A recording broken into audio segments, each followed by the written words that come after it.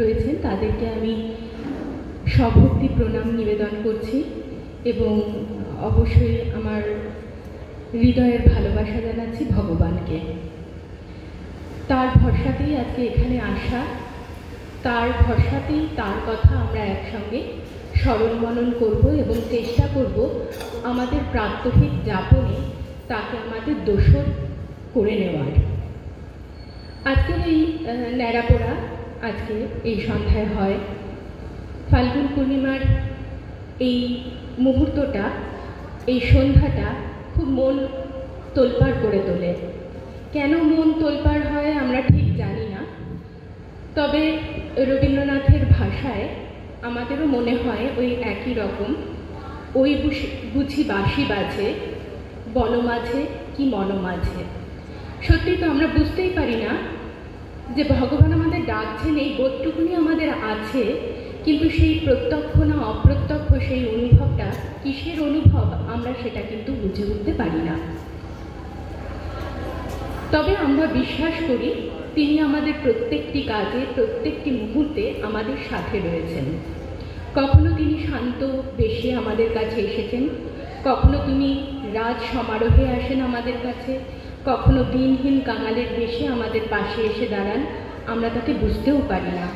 আবার কখনো তিনি রুদ্র বেশে আমাদের সামনে এসে দাঁড়ান। এই ধরুন না, আজকের এই তিথিতে ভক্ত ভগবান মিলেমিশে একাকার হয়ে গেছিল।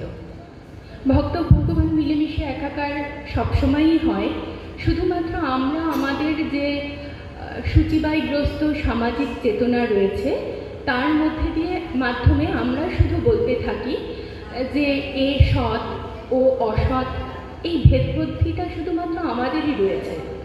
ভগবান কিন্তু সমদর্শী, তার কাছে ভক্ত অভক্ত আস্তিক নাস্তিক সকলেরই সমান গ্রহণযোগ্যতা, সকলেই সমান।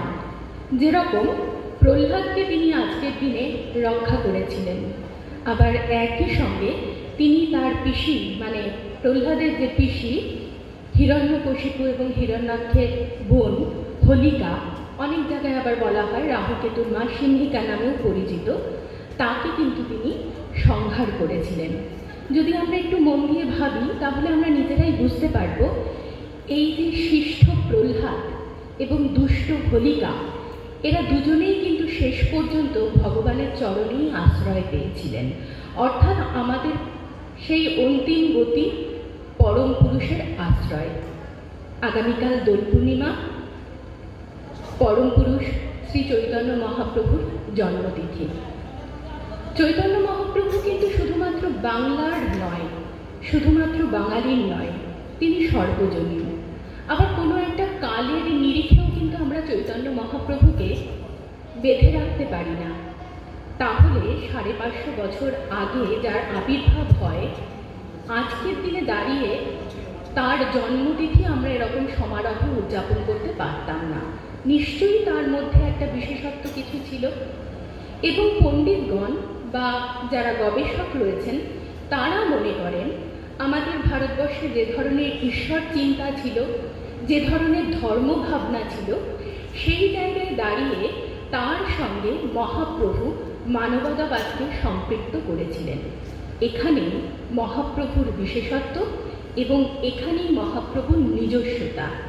মহাপ্রভুর এই নিজস্বতাকেই কিন্তু আজকের দিনে প্রাত্যহিক যাপনে, আজকের এই অস্থির অবস্থায় যদি আমরা স্মরণ মনন করতে পারি, প্রয়োগ করতে পারি, তাহলে সমবেতভাবে আমরা অনেক উচ্চ জীবন চেতনায় পৌঁছে যেতে পারব। সেই প্রসঙ্গেই তার জীবন অবলম্বন করে আমি অল্প কয়েকটা কথাই আজকে এখানে ভাবের মাধ্যমে বিনিময় করার চেষ্টা করব। এই বিষয়ে ঢুকতে গেলে আমরা সবাই জানি, সকলেই আমরা পরিণত, সকলেই আমরা একটা নির্দিষ্ট সমাজ ব্যবস্থার মধ্যে দিয়ে দিন কাটাচ্ছি। সুতরাং আমরা জানি, তবু একবার একটুখানি উল্লেখ করা, একজন ব্যক্তির রুচি পছন্দ, ভালো লাগা, চাহিদা, মন্দ লাগা, খারাপ লাগা, এগুলো নিয়ে সেই ব্যক্তির ব্যক্তিত্ব গঠিত হয় এবং এই যে ব্যক্তিত্ব তার অন্তর অবস্থাটাকেই বলা হয় তার মনস্তত্ত্ব। এই রকম অনেকজন বিভিন্ন মনস্তত্ত্বের মানুষকে নিয়ে গঠিত হয় একটা সমষ্টি। যে মানুষের এই যে সমষ্টি, এই সমষ্টিকেই বলা হয় সমাজ, এবং প্রত্যেকটা সমাজের একটা নির্দিষ্ট চাহিদা আছে, নির্দিষ্ট ভালো লাগা আছে, নির্দিষ্ট ছন্দ আছে। মহাপ্রভুর জীবনেরও কিন্তু দুটো পার্ট আছে। এই দুটো পার্ট, তার বহির্জীবন এবং তার অন্তর্জীবন। তার বহির্জীবন নিয়েই চর্চা বেশি হয়, তার অন্তর্জীবনের কথা আমরা কম শুনি। কেন শুনি? কারণ মহাপ্রভুর যে অন্তর্জীবন সেটা এতটাই গভীর, সেখানে ডুবে যাওয়া যায়, তাকে আলোচনায় নিয়ে আসা যায় না। এত অতল, সেই অতলে শুধুমাত্র তলিয়ে যাওয়া যায়। কিন্তু মহাপ্রভুর যে বহির্জীবন রয়েছে, সেই বহির্জীবন, এই একটু আগে ব্যক্তি জীবনের কথা বললাম আর সমষ্টিবদ্ধ জীবনের কথা বললাম, মহাপ্রভুর বহিরাঙ্গ বা তিনি প্রকাশ্যে যে কাজগুলো করে গেছেন, যে কথাবার্তা বলে গেছেন, তার একটা ভীষণ প্রভাব রয়েছে। সেই প্রভাবগুলো যদি আজকের জীবনেও, জীবনধারাতেও আমরা প্রয়োগ করতে পারি, উপভোগ্য করে তুলতে পারি, তাহলে আমরা সমবেতভাবে ভালো থাকার কৌশলটি অবলম্বন করতে পারব। শুধু ভালো থাকা নয়, উচ্চ যাপন চেতনায় পৌঁছে যেতে পারব। প্রথমত বলবো, মহাপ্রভু মধ্যপন্থী হিসাবে কাজ করেছিলেন। মধ্যপন্থী মানে কি? শাস্ত্র এই মধ্যপন্থাকে বলছে মধ্যম পন্থা। কি এই মধ্যম পন্থা? যে কোনো সমাজের দুটো প্রবণতা থাকে, একটাকে বলা হয় গ্রেটার ট্র্যাডিশন আর একটাকে বলা হয় গ্রাউন্ড ট্র্যাডিশন বা লিটল ট্র্যাডিশন। গ্রেটার ট্র্যাডিশন কি? বৃহত্তর প্রবণতা প্রত্যেকটা সংস্কৃতিতে রয়েছে। আমাদের ভারতীয় সনাতন সংস্কৃতিতেও একটা গ্রেটার ট্র্যাডিশন রয়েছে। এই গ্রেটার ট্র্যাডিশন ব্যাপারটা কি? ঝটপট একটু বুঝে নেওয়া যাক। একেবারে প্রথম অবস্থায় যখন আমাদের দেশে সভ্যতা সবে সবে শুরু হচ্ছে, সেই সময় থেকে সিন্ধু সভ্যতার ফলশ্রুতি তো আমরা, সেই সিন্ধু নদের পূর্ব প্রান্তে যারা থাকতো, তাদের নিজস্ব রুচি, পছন্দ, সংস্কৃতি ছিল। তারা শুধু জীবনকে না, জীবনের পরবর্তী ফেজকেও, যে দশা, তাকেও কিন্তু একটা নির্দিষ্ট আদর্শকে কেন্দ্র করে আবর্তিত করাতো। এই যে নির্দিষ্ট আদর্শ, এই আদর্শটাকেই বলা হতো বেদ। বেদ কেন্দ্রিক মানুষের যে সংস্কার, উপনিষদ বা বেদের আরও বিভিন্ন রকম উপাঙ্গগুলোকে ঘিরে মানুষের যে সংস্কার দিনের পর দিন ধরে এবং আজও চলে আসছে, এই ধরনের সংস্কারকেই বলা হয় ভারতীয় সংস্কৃতির বৃহত্তর সংস্কার বা গ্রেটার ট্র্যাডিশন। সমাজতত্ত্ববিদেরা অন্তত সেই রকমটাই দাবি করেন। কিন্তু এই যে বেদ, উপনিষদ আমাদের কাছে কোথায় জানি খুব দুর্ভ বলে মনে হয়, খুব দুর্বোধ্য মনে হয়। প্রত্যেক গ্রেটার ট্র্যাডিশনের না একটা ঐতিহ্যগত একটা দাপট থাকে। সাধারণ মানুষের স্পর্ধা কুলোয় না সেই দাপটটাকে খণ্ডন করে তার রস আস্বাদন করার। তখন আমরা সাধারণ মানুষ আমাদের সাধ্যের মধ্যে যেটুকুনি রয়েছে তাই নিয়েই আমাদের সংস্কৃতিকে এগিয়ে নিয়ে যাওয়ার চেষ্টা শুরু করি। এই যে ধরনের সংস্কৃতি একটা নির্দিষ্ট গোষ্ঠী বা একটা উপজাতি বা একটা জাতি বা একটা লোকালয়ের মানুষ যেরকমভাবে এগিয়ে নিয়ে যেতে থাকে, তাকেই বলা হয় লিটল ট্র্যাডিশন বা লৌকিক আচার। এই লৌকিক আচার আমাদের মধ্যে ছিল বলেই কিন্তু আমরা বিশ্বহরি মনসার সান্নিধ্য লাভ করতে পেরেছি। এই লৌকিক আচরণ আছে জন্যই আমরা শীতলা দেবীকে ভালোবাসি। এই লৌকিক আচরণ আমাদের মধ্যে সক্রিয় হয়েছে জন্যই দক্ষিণ রায় বা বলদেবীর পূজা করি, মঙ্গল কাব্যের এত রমরমায় আমরা আপ্লুত হই। কিন্তু আমাদের মধ্যেও অধ্যাত্মবাদ রয়েছে। আবার যারা আধ্যাত্মিক ব্যক্তি, তারা কি লোকাচার পছন্দ করেন না? না, তারা একটু অপছন্দই করেন। কিন্তু ঠিক এই জায়গায় দাঁড়িয়ে এই চৈতন্য মহাপ্রভুর বাস্তবতা, ঠিক এই জায়গায় দাঁড়িয়ে এই চৈতন্য মহাপ্রভু এই দুই ভাবধারার মানুষকে এক করলেন। কিভাবে করলেন? যারা অধ্যাত্মবাদী স্বাভাবিকভাবে তারা উচ্চ মেধার মানুষ হয়, জ্ঞান মার্গে বিচরণ করেন এবং জ্ঞান মার্গের সঙ্গে সর্বপ্রথম ভক্তির সমন্বয় ঘটালেন চৈতন্য মহাপ্রভু। আমরা তো ভক্তিতে রয়েছি জন্যই মনসা দেবীর পুজো করি, শীতলা দেবীর পুজো করি, কিন্তু সে তো কয়েকজন মানুষ একত্রিত হয়ে একটা নির্দিষ্ট দিনে সেই উৎসবটা পালন করি। কিন্তু মহাপ্রভু কি করলেন, এই লোকায়িত সংস্কৃতির মধ্যে থেকে প্রত্যেক দিনের গার্হস্থ্য সহচর করে তুললেন আমাদের প্রাণের প্রিয় ভগবানকে। এখানেই মহাপ্রভুর সার্থকতা। অর্থাৎ দেখুন, দুটো সংস্কৃতির সঙ্গে মধ্যস্থতা করলেন মহাপ্রভু, দুটো ক্ষেত্রেই তিনি প্রেমের বীজ বপন করলেন। এইখানেই মহাপ্রভু সার্থক। আমরা তাকে এখনো অনুসরণ করছি না। তিনি যে কত বড় কালচারাল স্পেশালিস্ট সেটা বোঝার ক্ষমতাই আমাদের হচ্ছে না। ঠিক এই জায়গায় দাঁড়িয়ে আজকের দিনে মহাপ্রভু ভীষণ ভীষণ প্রাসঙ্গিক। কথাটা অন্যভাবে নেবেন না, কিন্তু আমরা নির্দিষ্ট একটা শাসন ব্যবস্থায় রয়েছি। আমরা প্রত্যেকেই জানি ভারতবর্ষে একটা দল রাজত্ব করছে, পশ্চিমবঙ্গে একটা আলাদা দল রাজত্ব করছে এবং এদের নিজের নিজের কিছু দলতন্ত্র রয়েছে, কিছু নিজস্ব আদর্শ রয়েছে। কিন্তু যে কোনো দল, মা মাটি মানুষ বলুন, মার্কসিজম বলুন, বা গ্রেটার ইন্টিগ্রেশনের কথা যারা বলছে তাদের কথাই বলুন, তারা কিন্তু নিজের দলকেই শ্রেষ্ঠ মনে করছেন। কেউ কিন্তু নিজেদের মধ্যে সমন্বয় সাধন করছেন না। চৈতন্য দেবের মতো নেতৃত্বে ইমিডিয়েটলি ভীষণ দরকার, যিনি এসে বলবেন সমস্ত দলগুলোই ভালো, তাদের আদর্শটুকুনিকে আমাদের নিতে হবে। তারা কি অন্যায় করছে, কিভাবে শাসন করছে সেটা দেখব না, আমরা তাদের ভালোটুকুনি নেব। কিন্তু বড্ড অভাব হয়ে গেছে। আমরা চৈতন্য দেবের শিক্ষাকে বাস্তবিক জীবন থেকে অনেক দূরে সরিয়ে রাখছি, ওটাকে পুঁথিতে আবদ্ধ করা একটা বিদ্যা বলে প্রতিপন্ন করার চেষ্টা করছি।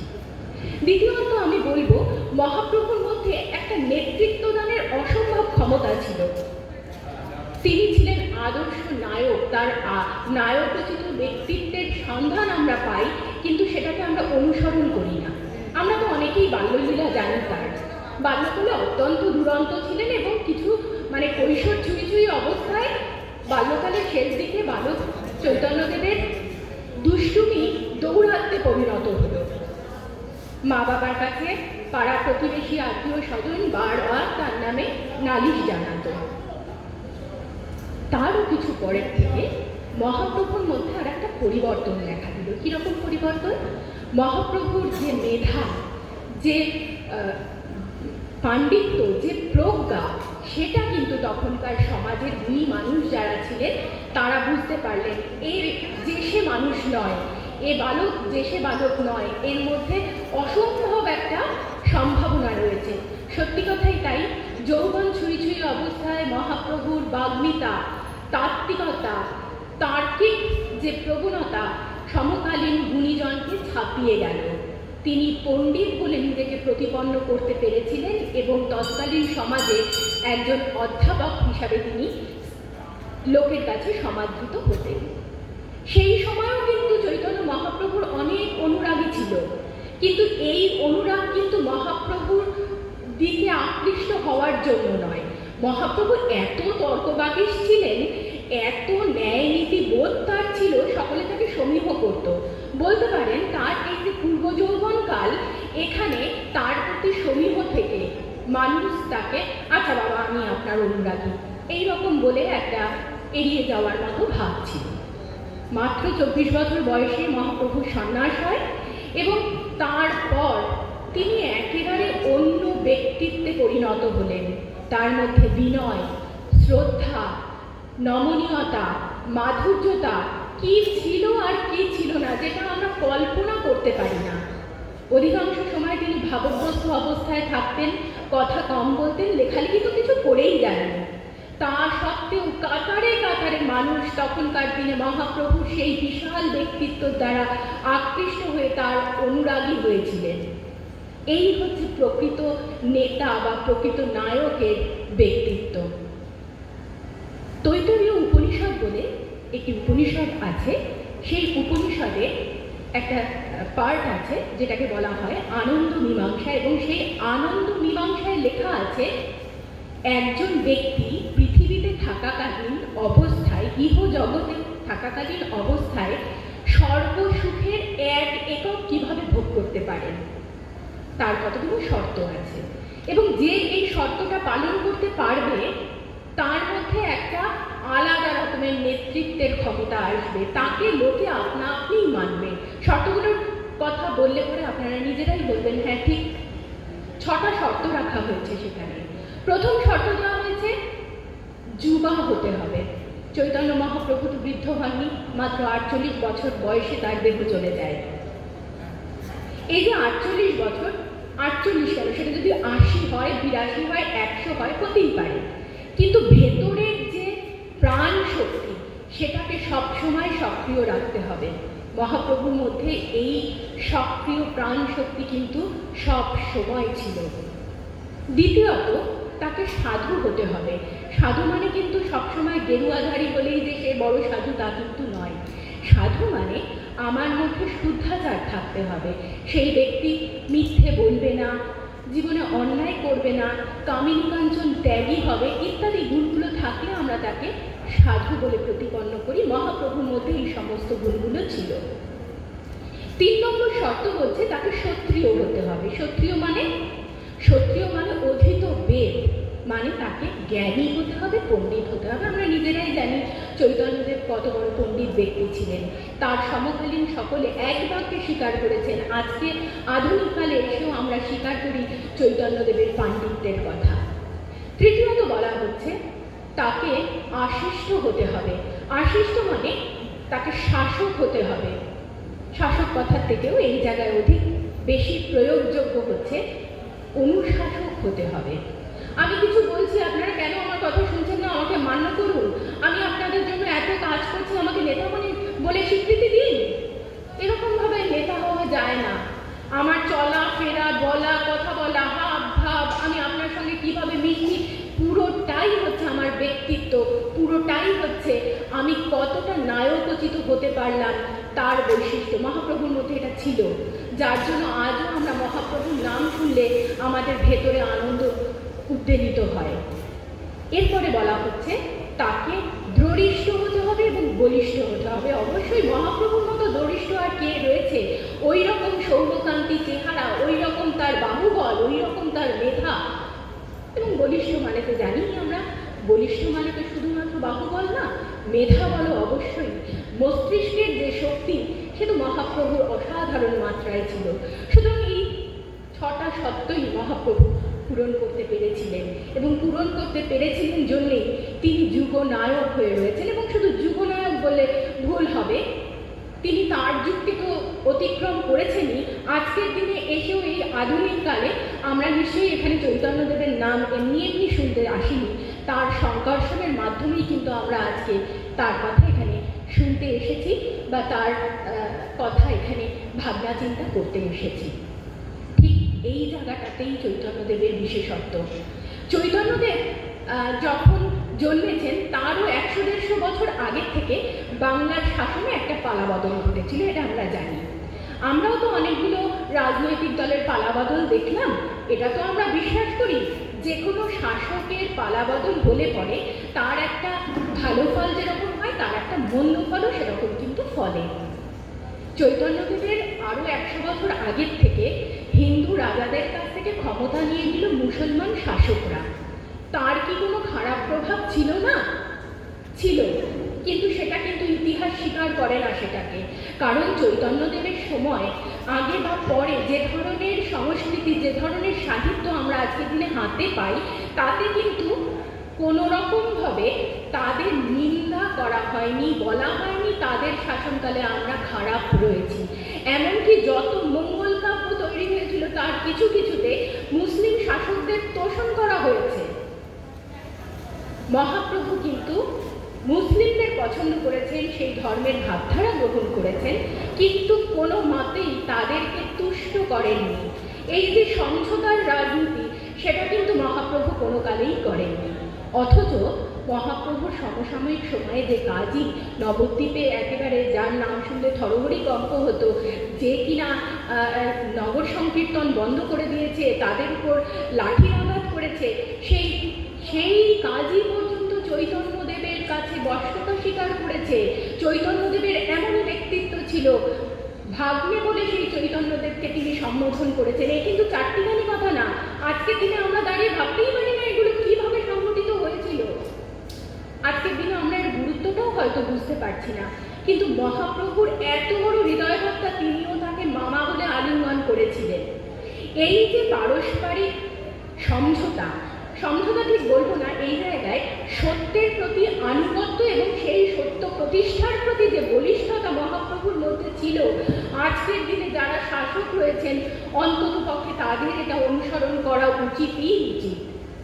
তারা না করলেও আমাদের যাপনে যেন আমরা অন্তত এইটুকুনি চরিত্রের বৈশিষ্ট্য আমরা যেন মহাপ্রভুর কাছ থেকে অনুসরণ করতে পারি, তার শিক্ষা উত্তর প্রজন্মের জন্য বলে যেন এটাকে আমরা মান্যতা দিতে পারি। তৃতীয়ত বলবো, মহাপ্রভুর মধ্যে একটা সর্বগ্রহিষ্ণু মনোভাব ছিল। সর্বগ্রহিষ্ণুতা মানে কি? সব কিছু গ্রহণ করা। দেখুন, আমার কিন্তু যার সঙ্গে আমার পোষায় না তাকে আমি অ্যাভয়েড করি, আমরা সবাই করি। ওর সঙ্গে আমার বলছে না, ও একটু স্ট্যান্ডার্ডে একটু নিচু আছে, ও আমার স্ট্যান্ডার্ডে না, ও খালি ঘুরে ঘুরে বেড়ায়, এরকম ধরনের কথা কিন্তু আমরা প্রত্যেকে বলি। মহাপ্রভুর আমলেও অন্তজপল্লীতে যাওয়া সাধারণ মানুষের পক্ষে সহজসাধ্য ব্যাপার ছিল না। অন্তজপল্লী মানে যে অঞ্চলে মুচি ম্যাথর চণ্ডালরা বাস করতেন। মহাপ্রভু এতটাই উদার ছিলেন, সেই পল্লীতে কিন্তু নিয়মিত যাতায়াত করতেন। এটা কিন্তু ঠিক এরকম নয় যে আমি সমাজের বিরুদ্ধে গিয়ে অন্তজপল্লীতে গেছি। ব্যাপারটা হচ্ছে, তিনি অন্তজপল্লীতে গিয়েছিলেন এবং তাদের সমব্যথী হয়েছিলেন, তাদের দুঃখ দৈন্যের কথা শুনেছিলেন এবং নিরাময় করার চেষ্টা করেছিলেন।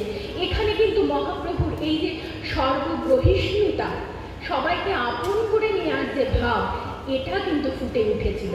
এবং আমরা তো জানি ভারতবর্ষের আদর্শ ত্যাগ হতে গেলে এই সর্বগ্রহিষ্ণুতাই কিন্তু তার প্রথম লক্ষণ এবং শর্ত।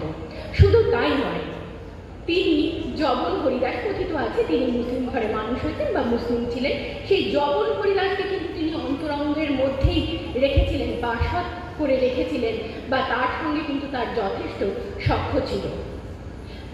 আবার আমরা এটাও বিশ্বাস করি, আমি বৈষ্ণব, আমি শৈব মত মানি না, আমি তান্ত্রিকতা করি, আমি শৈবাচারী নই, আমি গানপত্য সম্প্রদায়ের, সুতরাং আমি বৈষ্ণবদের মানি না। এই নাকশিকানিগুলো এখনো আমাদের আছে, সেকালেও ছিল। কিন্তু মহাপ্রভু অবধূত মানে নিত্যানন্দ স্বামীর সঙ্গে সঙ্গ করেছিলেন। তিনি তো অবধূত ছিলেন। অবধূত কারা? তান্ত্রিক সন্ন্যাসীদের অবধূত বলা হয়। তার সঙ্গ করেছিলেন। সুতরাং এখানেও তার একটা যে সবাইকে আপন করে নেওয়ার যে একটা স্পৃহা, সেটা কিন্তু আমরা দেখতে পেয়েছি। এ তো না হয় গেল এক কথা যে এরা ভালো মানুষ ছিলেন, কিন্তু যারা খারাপ মানুষ ছিল মানে তখনকার সমাজে, যারা নেশা করে পড়ে থাকতো, মহিলা মা বোনদের সম্মান করতো না, সেই রকম জগাই মাধাইকেও কিন্তু তিনি আপন করে নিয়েছিলেন এবং তাদেরকে কৃপা করেছিলেন। এ কৃপা অহেতুক কৃপা। মানে কথায় আছে না, মেরেছো পরিশিক্ষা না, তাই বলে কি প্রেম দেবো না? যদিও চৈতন্যদেব কিছুই লেখেনি, এ পদ চৈতন্যদেবের রচিত নয়, এ পদের রচয়িতা হলেন নিত্যানন্দ স্বামী। কিন্তু এই যে পদ চৈতন্যদেবকে যেন উদ্দেশ্য করেই লেখা হয়েছে, এবং এই ঘটনাটাকে অবশ্যই এই ঘটনাটাকে কেন্দ্র করেই লেখা হয়েছিল। আসল কথা, চৈতন্যদেব ছিলেন ব্রহ্মবাদী। শঙ্করাচার্যের যে অদ্বৈত মনোভাব, জগৎময় তিনি ব্রহ্ম দেখেছেন, মায়ার জগতে তার কাছে প্রত্যেকটি বস্তু, প্রত্যেকটি মানুষ একেবারে ব্রহ্ম হয়ে উঠেছিল। সুতরাং মহাপ্রভু সবকিছুকে তো গ্রহণ করবেনই, কোথায় তিনি বিভাজনবাদ প্রয়োগ করবেন? ব্রহ্ম থেকে তো আর ব্রহ্মকে বিভাজিত করা যায় না। তিনি তাই সবাইকে সাদরে তার অন্তঃকরণে গ্রহণ করেছিলেন এবং এর জন্য সমন্বয় সাধনের জন্য তিনি নগর সংকীর্তন ব্যবস্থার প্রবর্তন করেছিলেন। এই নগর সংকীর্তনকে যদি আজকে আমরা রামনবমীর মিছিল দিয়ে বিচার করতে চাই, তাহলে কিন্তু হোঁচট খেতে হবে। বা মহরমের তাজিয়ার মিছিলের সঙ্গে যদি মহাপ্রভুর নগর সংকীর্তনকে গুলিয়ে ফেলি তাহলে কিন্তু বড্ড ভুল করবো আমরা। এই নগর কীর্তনের উদ্দেশ্যই ছিল পারস্পরিক প্রীতি বিনিময় করা। তবে হ্যাঁ, ইতিহাসবিদ এবং গবেষকরা বলেন মহাপ্রভু এই যে প্রবণতা, এই যে সামাজিক একটা পন্থা অবলম্বন করেছিলেন, এটা কিন্তু তিনি অনুপ্রাণিত হয়েছিলেন মুসলিম ধর্মের প্রভাবে। কীরকম করে? মুসলিমদের ক্ষেত্রে কিন্তু দেখা যায় ধর্মীয় ক্ষেত্রে তারা সবাই সমান। যখন উপাসনা হয় তাদের কিন্তু কোনো শ্রেণীবিন্যাস থাকে না, একই শাড়িটা কিন্তু তারা সবাই দাঁড়ান বা বসেন। মহাপ্রভুর এটি খুব ভালো লেগেছিল। কত বড় দেখুন তো বহিষ্ণুতা, সমস্ত ধর্মের ভালোটাকে তিনি গ্রহণ করছেন এবং একটা নির্দিষ্ট জায়গায় তিনি সেটা প্রয়োগ করছেন। শুধু তাই নয়, তিনি তো জগন্নাথ দাসের কাছ থেকে নাম সংকীর্তন মানে নাম জপার যে প্রবণতা, জপের যে মাহাত্ম্য সেটা শিখেছিলেন, জেনেছিলেন, কিন্তু তার মধ্যেই তিনি আবদ্ধ থাকেননি। কীর্তন সঙ্গে নাচ গান বাদ্যযন্ত্রের প্রয়োগ, একটা ধর্মের মধ্যে এই সমস্ত বাদ্যযন্ত্র সাহিত্য সংস্কৃতি সমস্ত কিছু করে মিলিয়ে মিশিয়ে ফেললেন, যাতে সাধারণ মানুষ ঈশ্বরের নামে আরো অনেক বেশি প্রীতি অনেক বেশি আনন্দ উপভোগ করতে পারে। এখানেই তো চৈতন্য মহাপ্রভু আমাদের সকলের থেকে আলাদা। তিনি আমাদের 500 বছর পরে এসেও এত প্রাসঙ্গিক হয়ে রয়েছেন। শেষে বলবো, তার মধ্যে অসম্ভব শ্রদ্ধা বোধ ছিল। আমরা তো আজকের প্রজন্ম, আমরা সেই শ্রদ্ধা যে কত গভীর হতে পারে সেই বোধ আমাদের থেকে হারিয়ে গেছে। আমরা ভাবতেই পারি না শ্রদ্ধা বা কোনো কিছুর প্রতি কৃতজ্ঞ থাকার যে মাহাত্ম্য সেটা কত গভীর। মহাপ্রভু শেষ জীবন পুরীতে কেটেছে। প্রত্যেক বাড়ি যখন রথযাত্রা হয় তখন এমনি সুদর্শন, এমনি সৌম্যকান্তি চেহারা, সেই সৌম্যকান্তি চেহারার মধ্যে আরও জ্যোতি ফুটে বেরোতো এবং এই রূপ দেখে কাতারে কাতারে মানুষ তার কাছে যেত। জ্ঞানী পণ্ডিত সকলেই তার সামনেই তার যশ সংকীর্তন করতো, যশ কীর্তন করতো। এমনই একজন ব্যক্তি ছিলেন বল্লভ ভট্ট। তিনি নিজেও একজন পণ্ডিত ছিলেন, তিনি নিজেও ভক্ত ছিলেন। তিনি গিয়ে যখন চৈতন্যদেবের সামনে দাঁড়িয়ে চৈতন্যদেবেরই গুণ সংকীর্তন করছেন, যশ কীর্তন করছেন, তখন চৈতন্যদেব বড় অস্বস্তিতে পড়লেন। আমাদের সামনে যদি কেউ একটু প্রশংসা করে আমাদের, তাহলেই তো আমাদের মধ্যে একটা অহংবোধ তৈরি হয়। কিন্তু এতই বিনয় চৈতন্য মহাপ্রভুর মধ্যে ছিল যে তিনি সবিনয়ে বল্লভ ভট্টকে বললেন, আমি এই নাম বা আমি এই যশের যোগ্য নই। আমার মধ্যে এই যে প্রবণতা, এটা আমি আগে এই ভক্তি সম্পর্কে কিছুই জানতাম না। এইবার চৈতন্যদেব একে একে বলছেন তিনি কার কাছ থেকে কি শিখেছিলেন। তিনি অদ্বৈতাচার্যের নাম বললেন সকলের আগে, বললেন আমি তার কাছ থেকে ভক্তি যোগে আকৃষ্ট হয়েছি। শ্রীনিবাস, মুরালি, মুকুন্দ, গদাধর, এদের দ্বারা আমি ভক্তিরসকে একেবারে নিংড়ে নিয়েছি। নিত্যানন্দ মহাপ্রভুর কাছ থেকে আমি শিখেছি ভক্তির যে গভীরতা, সাধন মার্গ। ভক্তিও তো একটা সাধনের পথ। সেই সাধনের যে গভীরতা রয়েছে, সেই সাধনের যে তীব্রতা রয়েছে, সেটা কিন্তু আমি আস্বাদন করেছি। তারপরে তিনি বললেন, পুরীতে তার সঙ্গে দেখা হয়েছিল বাসুদেবের সঙ্গে, বাসুদেব আচার্যের সঙ্গে যখন দেখা হয়েছিল, তার কাছ থেকে তিনি শিখেছিলেন ভক্তি ভগবত তত্ত্ব। এই যে অকপটে একের পর এক স্বীকার করে যাচ্ছেন কার কাছ থেকে কি শিখেছিলেন, একেবারে কৃতজ্ঞ চিত্তে সেসব কথা বলছেন। রামানন্দ রায়ের কাছ থেকে আমি রাসলীলার রস আস্বাদন করেছিলাম, আমি দামোদর স্বরূপের কাছ থেকে আস্বাদন করেছিলাম, জেনেছিলাম, বুঝেছিলাম গোপীর প্রেম, রাধারানীর মধুর প্রেম। আর জগন্নাথ দাসের কাছ থেকে আমি শিক্ষা করেছিলাম নাম মাহাত্ম্য। আমরা সামান্য একটা কম্বল দান করলে, এক বস্তা চাল দিলে, আমরা কতক্ষণে সোশ্যাল মিডিয়ায় সেটা পোস্ট করব, কতক্ষণে আমি সেখানে লাইকস পাবো, কমেন্টস পাবো, এই জন্য আমরা উদ্গ্রীব হয়ে বসে থাকি।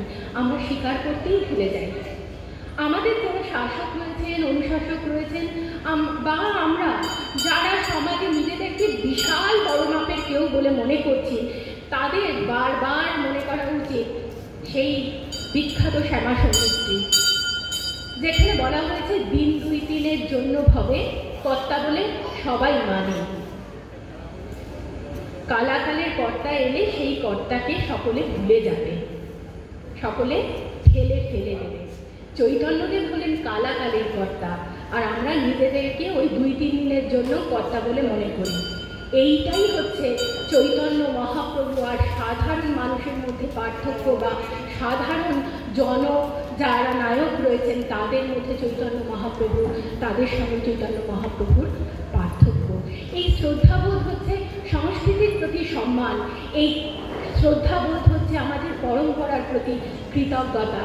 এই বোধ নষ্ট হয়ে যাওয়া মানে আমাদের পূর্ববর্তী প্রজন্মের প্রতি অস্বীকার করা, মানে আগামী প্রজন্ম কিন্তু আমাদেরকে সেই অশ্রদ্ধা করাই শিখবে। তাদেরকে কে শিখাচ্ছে? আমরাই কিন্তু শিখাচ্ছি। এই বোধটা যেন আমাদের মধ্যে থেকে নষ্ট হয়ে না যায়। একদম শেষে আমি বলে শেষ করব যে যখন প্রতিবাদী ধর্ম আন্দোলন ভারতবর্ষ জুড়ে মাথা চারা দিয়ে উঠেছিল, তার কারণ ছিল একটা। কি কারণ ছিল না, ভারতবর্ষ জুড়ে তখন ব্রাহ্মণ ধর্মের খুব রমরমা, এবং তারা একেবারে ছড়ি ঘুরানো অবস্থায় চলে গেল। নিজেদেরকে এত উচ্চ জায়গায় স্থাপন করলো যে অন্যদেরকে তারা আর পাত্তা দেওয়া দিত না। ঠিক সেই জায়গায় দাঁড়িয়ে বুদ্ধদেব বা মহাবীর জৈন বিশেষ বিশেষ কতগুলি প্রতিবাদী ধর্ম আন্দোলনে প্রবর্তন করলেন।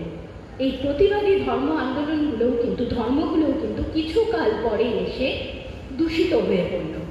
তাদেরই আভ্যন্তরীণ কলহ, লোভ, লালসা যা হয়, আমরা তো নিজেরাই এখনকার দিনে শাসন ব্যবস্থা দেখলে বুঝতে পারি। প্রথমে তাকে আমরাই ডেকে নিয়ে আসি, পরবর্তীকালে দেখা যায় তার স্বরূপ প্রকাশ পাচ্ছে। এক্ষেত্রেও তাই হয়েছিল। ঠিক এই জায়গায় প্রতিবাদী ধর্মগুলো যখন খুব উশৃঙ্খল হয়ে উঠল, তখন আদি শঙ্করাচার্য আবার আমাদের সনাতন সংস্কৃতিকে পুনঃপ্রতিষ্ঠা করবার জন্য 10 নামী সন্ন্যাসী সম্প্রদায় যেরকম প্রতিষ্ঠা করলেন, সেরকমভাবে ভারতবর্ষের 4 প্রান্তে 4টে মঠ স্থাপন করেছিলেন। অর্থাৎ দুই ক্ষেত্রেই আমরা দেখতে পাচ্ছি ধর্ম প্রচারের ক্ষেত্রে কিন্তু একটা উদ্দেশ্য কাজ করছে। কখনো সমাজ সংস্কার, কখনো অত্যাচারের হাত থেকে নিস্তার। কিন্তু মহাপ্রভু যে ধর্ম প্রচার করে গেছেন, আজকে পর্যন্ত যে মানুষ যে কাতারে কাতারে মহাপ্রভুকে অনুসরণ করছেন, সেখানে কিন্তু মহাপ্রভু নিজে উদ্দেশ্য প্রণোদিতভাবে কোনো ধর্ম প্রতিস্থাপন করেননি। তিনি শুধু তার জীবনটুকুনিকে যাপন করে গেছেন। ধর্ম আপনি আপনি তৈরি হয়ে গেছে। ইতিহাস অন্তত এটাই বলে। চৈতন্যদেব প্রেমে ভারতবাসীকে মথিত করেছিল। আজও সেই প্রেমের বাঁধনে আমরা বাধা পড়ে রয়েছি। কেন এই কথা বলছি? মহাপ্রভুর ভক্তির মূল উপাদানই হচ্ছে প্রেম। বৈষ্ণব ধর্মের মূল উপাদান হচ্ছে, আকর কথা হচ্ছে প্রেম। অদ্বৈতবাদী শঙ্করাচার্য যিনি ছিলেন, তিনি বলতেন ব্রহ্ম সত্য, জগৎ মিথ্যা। আমি আপনি বসে রয়েছি, এগুলো নাকি মিথ্যা। কিন্তু শঙ্করাচার্যের সমসাময়িক আরও কয়েকজন আচার্য স্থানীয় ছিলেন, তারা কিন্তু এটা মানতে পারলেন না। তারা বললেন, না, এতটাও আমরা মানতে পারছি না। আমরা মুক্তি চাই বটে, কিন্তু আমরা এই যে জগৎ একেবারেই মিথ্যা, একথা আমরা বলতে পারছি না। সেই জায়গায় দাঁড়িয়ে তারা নতুন ধর্মমত গড়ে তুললেন। কি সেই মত? দ্বৈতবাদ এবং বিশিষ্ট অদ্বৈতবাদ। এই দুই মতের প্রভাব ভারতবর্ষে দেখা গেল। চৈতন্যদেবের যখন আবির্ভাব, তখন তো মাধ্যাচার্য নেই, কিন্তু মাধ্যাচার্যের উত্তরসূরি যারা রয়েছেন, সেই সম্প্রদায়ের বিশিষ্ট যারা আচার্যরা চৈতন্য মহাপ্রভুর কালে ছিলেন, তাদের যুক্তিকে চৈতন্য মহাপ্রভু বারবার খণ্ডন করেছেন। কেন? খুব আশ্চর্য লাগছে না? চৈতন্যদেবও তো ভক্তির কথা বলেছে, তা মাধ্যাচার্য যদি ভক্তির কথা বলে থাকে, অসুবিধা কোথায়? কিন্তু দেখুন, চৈতন্য মহাপ্রভুর কত গভীরতা, কত সূক্ষ্মতা। মাধ্যাচার্য এবং মাধ্যাচার্য যে সম্প্রদায় ছিল, তারা মুক্তির অবলম্বন হিসাবে ভক্তিকে গুরুত্ব দিয়েছিল এবং পন্থা বলে মেনে নিয়েছিল।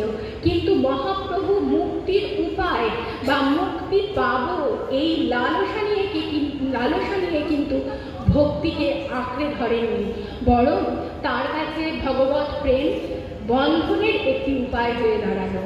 মহাপ্রভুর সেই প্রেম আসমুদ্র হিমাচলকে উদ্বেলিত করেছে, তার প্রেমে আমরাও বাধা পড়েছি।